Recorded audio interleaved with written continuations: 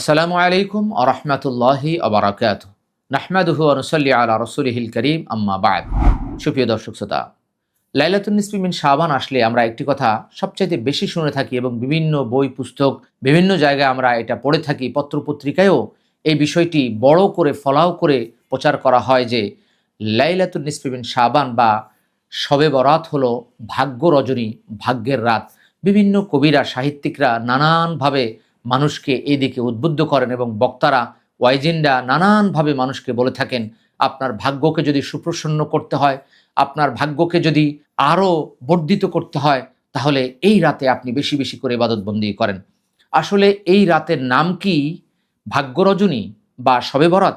এই রাতের একটি নামই সহিহ হাদিসে উল্লেখ করা হয়েছে, সেটি হচ্ছে লাইলাতুন নিসফি মিন শাবান। এই রাতকে আমরা লাইলাতুন নিসফি মিন শাবান বলতে পারি অথবা নিসফে শাবান বলতে পারি। সহিহ ইবনে হিব্বান 5665 নম্বর হাদিস, শায়েখ আল আলবানী এবং শায়েখ শোয়াইব আল আরনাউত উভয়ই হাদিসটাকে সহিহ বলেছেন। শবে বরাত কোন রাত্রির নাম? মূলত শব মানে হচ্ছে রাত আর বরাত মানে হচ্ছে কদর। শবে বরাত হচ্ছে লাইলাতুল কদরের আরেক নাম, অর্থাৎ লাইলাতুল কদরের 4টি নাম মুহাক্কিকগণ উল্লেখ করে থাকেন। লাইলাতুল মুবারাকা 44 নম্বর সূরা, সূরা দুখানের 3 নম্বর আয়াত। লাইলাতুল কদর, সূরা আল কদর 97 নম্বর সূরার 1 থেকে 3 নম্বর আয়াত। লাইলাতুল বারাত, এটা কদরের আরেক নাম, অথবা 97 নম্বর সূরার 3 নম্বর আয়াতের আলোকে যেহেতু 1000 মাসের চাইতেও এই রাত্রিটি উত্তম, সেহেতু এটাকে নাজাতের রাত বলা হয়েছে। এবং লাইলাতুস সাক, দায় মুক্তির রাত। আমরা যদি এই রাতে ইবাদতবন্দি করি তাহলে আমাদের গুনাহ থেকে দায় মুক্ত হতে পারবো, আল্লাহর যে নির্দেশনা সেটা থেকে দায় মুক্ত হতে পারবো। মূলত ভাগ্য রজনী হচ্ছে লাইলাতুল কদরের একটি বিষয়, কারণ আল্লাহ তাআলা বলেছেন ফিহা ইউফরাকু কুল্লু আমরিন হাকিম। সূরা দুখানের ভিতরে তিনি ঘোষণা করেছেন যে এই রাতে প্রজ্ঞাপন্য অনেক বিষয়ের নির্দেশ তিনি দিয়ে থাকেন। অর্থাৎ ভাগ্য রজনী হচ্ছে লাইলাতুল কদর, শবে বরাত বা লাইলাতুন নিসফি মিন শাবান ভাগ্য রজনী নয়। অর্থাৎ এই নামটাও বিদআত।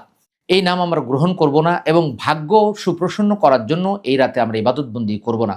সাধারণভাবে যে নফল ইবাদত আমরা প্রতিদিন করে থাকি 360 দিন চন্দ্রবর্ষ অনুযায়ী, 365 দিন সূর্য তথা সৌরবর্ষ অনুযায়ী, ঠিক তেমনিভাবে আমরা এই রাতেও ইবাদতবন্দি করব, ঘরে বসে ইবাদতবন্দি করার চেষ্টা করব। কিন্তু মসজিদে ভিড় করে ভাগ্যকে সুপ্রসন্ন করার জন্য মিলাদ মাহফিল করে, হালুয়া রুটি খেয়ে, আলোকসজ্জা করে, বিভিন্ন দরবারে গিয়ে, বিভিন্ন মাদ্রাসায়, খানকায় গিয়ে এটা আমরা করব না। এমনটি করা সম্পূর্ণরূপে বেদাত হবে। রাসূলুল্লাহ সাল্লাল্লাহু আলাইহি ওয়াসাল্লাম এমন করেননি। এবং এই রাতে আরও যে আমল রয়েছে, অন্য কোনো আমল সহিহ হাদিস দ্বারা প্রমাণিত নয়। অতএব সাধারণ আমলগুলো আমরা করার চেষ্টা করব। আল্লাহ তাআলা আপনাকে আমাকে ভাগ্য রজনী চেনার এবং সে অনুযায়ী আমল করার তৌফিক দান করুন।